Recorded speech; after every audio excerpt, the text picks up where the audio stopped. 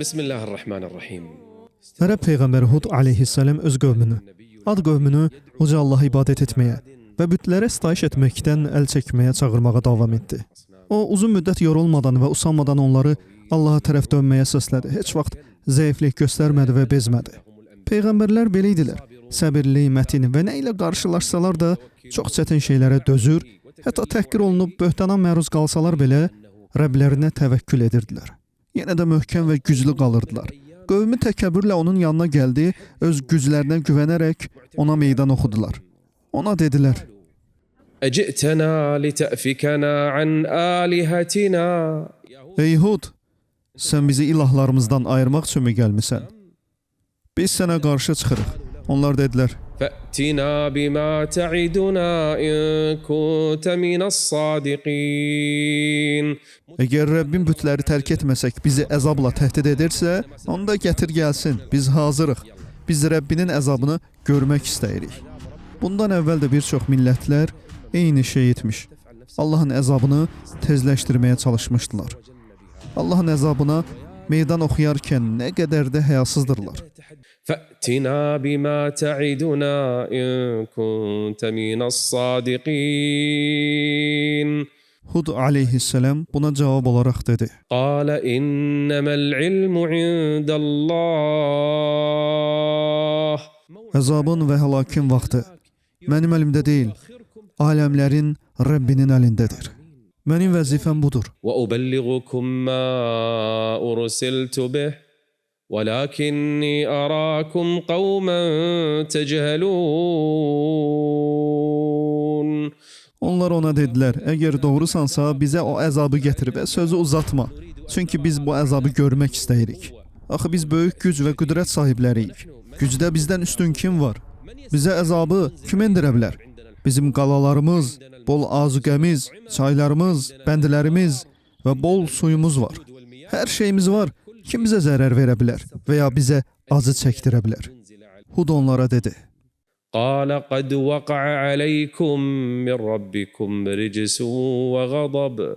Qərar verilmişdir. Allahın qəzəbi sizi yaxalayacaqdır. Ətücadilunəni fi əsma'in səmməytumuhə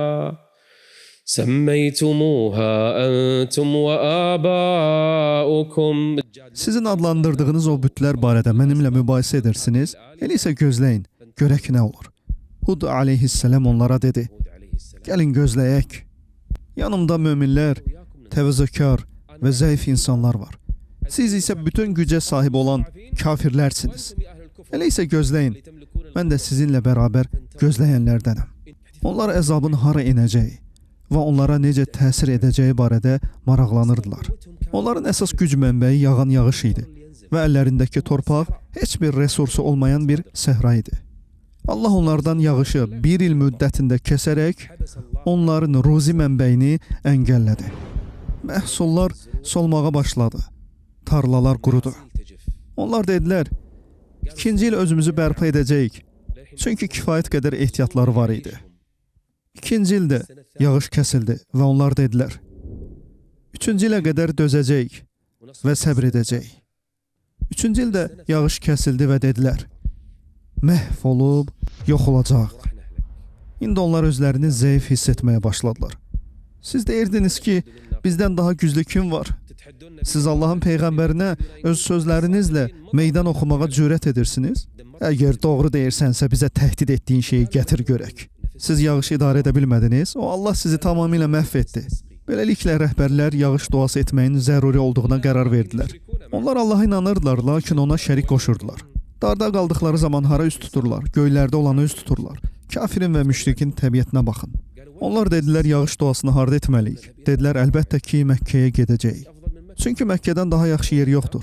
Oraya gedəcəyik və uca Allaha bizə yağış bəxş etməsi üçün yalvaracaq. Beləliklə 4 rəhbərlə birlikdə 70 nəfəri yanlarına aldılar. Bu 4 rəhbərdən biri əslində Hud Peyğəmbərə aleyhissalam iman gətirmişdi. Lakin imanını gizlədirdi. Onun adı Mürsəd idi. Səhra yenidən öz əvvəlki halına döndü. Məhsulun çoxu tələf oldu və qida ehtiyatları tükənməyə başladı. Bir vaxtlar öz gücləri ilə öyünən, xalqlara zülm edən, insanlara və Allahın Peyğəmbərinə qarşı hökmranlıq edən insanların indiki halı acınacaqlı idi.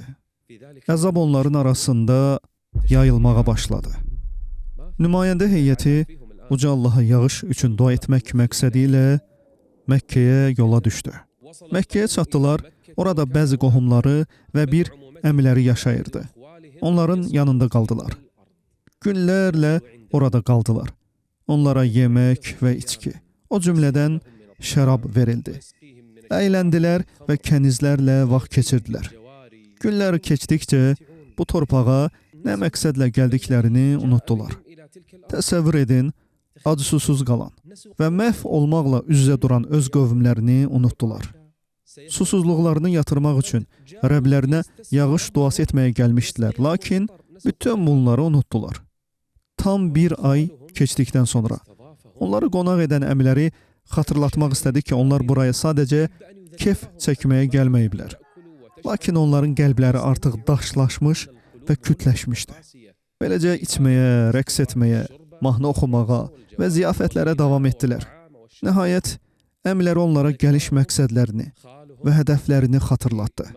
O dedi, ey cəmaat, siz buraya ehtiyac ucbatından, Məscid-ül Haramda Rəbbinizə yağış üçün dua etməyə gəlmisiniz. Bəs sizə mane olan nədir? Gedin Rəbbinizə dua edin, bəlkə sizə yağış bəxş edər. İmanını gizlədən və qövmün rəhbərlərindən biri olan Mürsəd ayağa durdu. O dedi, mənim qövmümə etdikləri dua ilə yağış verilməyəcək. İnsanlar ona baxıb dedilər, bəs niyə bizə yağış verilməyəcək? O dedi, Allahın Peyğəmbəri Huda tabe olmayınca sizə yağış verilməyəcək. Onlar dedilər, sən nə danışırsan? O dedi, bəli, mən onun dinindəyəm. O həmin anda imanını bəyan etdi. Dedi ki, dua və ibadət sizə fayda verməyəcək. Çünki siz müşriksiniz və əməlləriniz boşa çıxacaq. Bütün bunların sizə bir faydası olmayacaq. Əgər yağışın yağmasını istəyirsinizsə, Huda tabe olmalısınız. Buna görə insanlar ona qəzəbləndilər və dedilər, sən bizimlə Məscid-ül Harama gəlməyəcəksən. Onlar əmilərinə Mürsədin yanlarında həbs etməyi və dua üçün onlarla birlikdə çölə çıxmağa icazə verməməyi əmr etdilər. Beləliklə, 70 nəfər 3 rəhbərlə birlikdə Kəbənin yanındakı Məscid-ül Harama daxil oldular və əllərini qaldırıb uca Rəblərinə onlara yağış bəxş etməsi üçün yalvardılar. Biz onlara mömin yoxsa müşrik deməliyik. Hətta Qureyş kafirləri də Allaha inanırdılar. Lakin bütləri Allahla aralarında vasitəçi sayaraq və onlara yalnız Allaha yaxınlaşmaq üçün ibadət etdiklərini iddia edərək ona şərik qoşurdular. Onlar şövq ilə dua etməyə davam etdilər və qəfildən uzaqdan göydə 3 buludun yaxınlaşdığını gördülər. Cavaba baxın. Cavab dərhal gəldi. Rəbbimizə dua edən kimi o bizə cavab verdi. Budur. Uzaqdan 3 bulud göründü. Biri ağ, biri qırmızı, biri isə qara. Bu 3 bulud onlara yaxınlaşdı. Onlara səslənən birinin səsini eşitdilər. Ey filan kəs, hansı buludu seçirsən? Ağ, qırmızı, yoxsa qara? Onlar qara olanı seçdilər və dedilər, görünür ən çox su bundadır. Onlar sevindilər və öz qövmlərinin yanına qayıtmaq üçün bir-birlərinə xəbər verdilər. Onlar Məkkədən cənuba, Omanla Yəmən arasındakı Əhqafa qayıdacaqlar. Buludlar onları izləyə-izləyə, böyük bir həvəs və sevinclə öz qövmlərinə tərəf sürətlə yeriməyə başladılar. Hər kəs deyirdi ki, Allah onlara öz məqamlarına görə və haqq yolda olduqları üçün cavab verib. فَلَمَّا رَأَوْهُ عَارِضًا مُسْتَقْبِلَ أَوْدِيَتِهِمْ Qara buludun onlara tərəf gəldiyini gördülər. Uca Allahın onlara qarşı qurduğu tədbirə, məkrə baxın. Onlar cənuba qayıtdılar. Buludlar da vadilərinə doğru onları izlədi. Dedilər, məsələ həll olundu. Yağış yağacaq və bütün xeyir-bərəkət gəldi. فَلَمَّا رَأَوْهُ عَارِضًا مُسْتَقْبِلَ أَوْدِيَتِهِمْ قَالُوا هَذَا عَارِضٌ مُمْطِرُنَا Bunu ilk fərq edən Əhqafda gözləyən yaşlı bir qadın oldu. O, insanların qayıtdığını və buludları gördü və təəccübləndi. Onlar dedilər, Sənə nə olub? Bu yağış buludu və bərəkətdir. Qadın dedi, xeyr, Allah and olsun ki, mən onun içində ateş qığılcımları gördüm. بل هو ما استعجلتم به Siz Allahın peyğəmbərinə sənə vəd olunanı bizə gətir demirdinizmi? بل هو ما استعجلتم به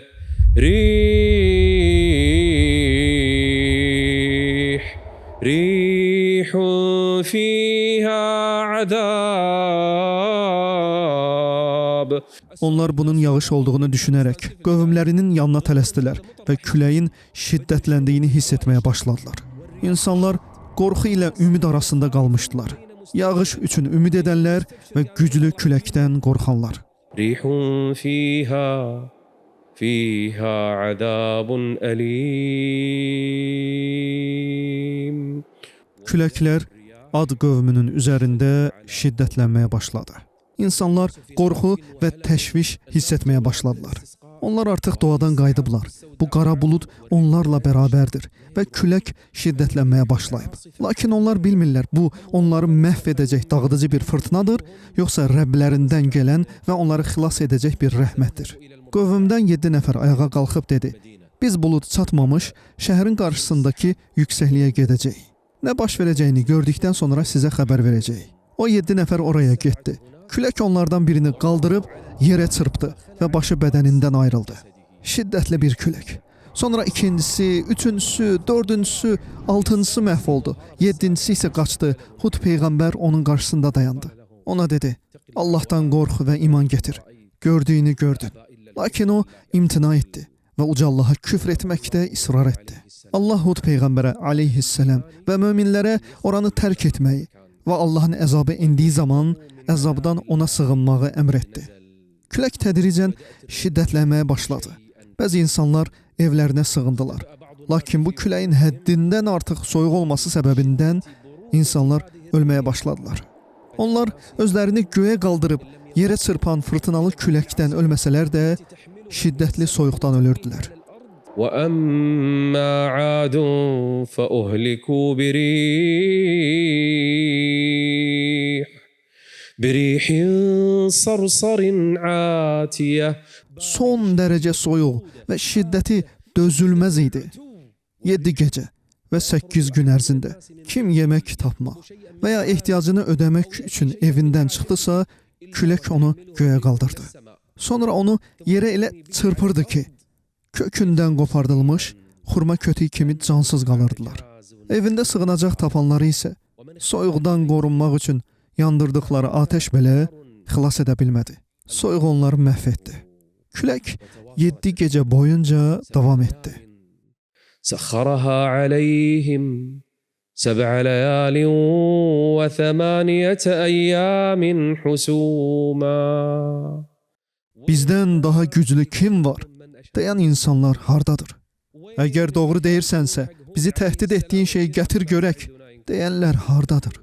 Başqa ölkələrə haqsız yerə zülm etmək üçün səfər edənlər və birini yaxaladıqda amansızlıqla rəftar edənlər hardadır? Təkəbbürlə yeriyib bizdən daha güclü kim var deyənlər hardadır? Məgər onlar görmədilər ki, onları yaradan Allah özü gücdə onlardan qat-qat üstündür. سخرها عليهم 7 ليال و8 أيام حسوما. Nə kiçiyə, nə böyüyə, nə qocaya, nə gəncə, nə qadına, nə də kişiyə rəhm etdi. وفي عاد إذ أرسلنا عليهم الريح العقيم ما تذر من شيء أتت عليه إلا جعلته كالرميم. Allah bu küləyi Rəbbinin əmri ilə hər şeyi yerlə yeksan edən bir külək kimi vəsf etmişdir. 8 gün başa çatdıqda möminlər Hud peyğəmbərlə aleyhissalam bərabər gizlənmişdilər. İndi o xalqdan geriyə nə qaldı? Külək sakitləşdi və bütün cəsədlər ya evlərin içində, ya da çöldə ətrafa səpələnmişdi. Beləliklə, uca Allah bu cəsədləri daşıyıb dənizə atmaq üçün böyük qara quşlar göndərdi və səhərə yaxın evlərdən başqa heç bir şey qalmadı. Onların məskənlərindən başqa heç bir şey görünmürdü. Biz Günahkar qövmü belə cəzalandırarıq. Zalimlar, məzlumları əzənlər. Bu Ad qövmü idi. Onlar Rəblərinin ayələrini inkar etdilər. Peyğəmbərlərinə asi oldular və hər bir inatkar zalimin əmrinə tabe oldular. Öz qüdrətli rəhbərlərinin ardınca getdilər. Onlar bu dünyada da, qiyamət günündə də lənətə düçar oldular. Şübhəsiz ki, Ad qövmü Rəbbini inkar etdi. Hudun qövmü olan Ad məhv olsun. Hər şey bitdikdən sonra Hud aleyhisselam və möminlər uca Allahın o günahkar insanlara nə etdiyinin şahid oldular. Sonra Hud öz qövmü ilə birlikdə Allahın müqəddəs evinə, Kəbəyə getdi və həcc ziyarətini yerinə yetirdi. Onların qohumlarının, əmi oğullarının vaxtı gəldi. Onlar yarımadanın cənub hissəsində deyil, Ərəbistan yarımadasının şimal hissəsində idilər. Yaxşı, bəs onlar nə etdilər? Onlar Ad qövmünün etdiklərindən daha pisini etdilər. Uca Allah onlarla necə rəftar etdi? Davamı növbəti seriyalarda.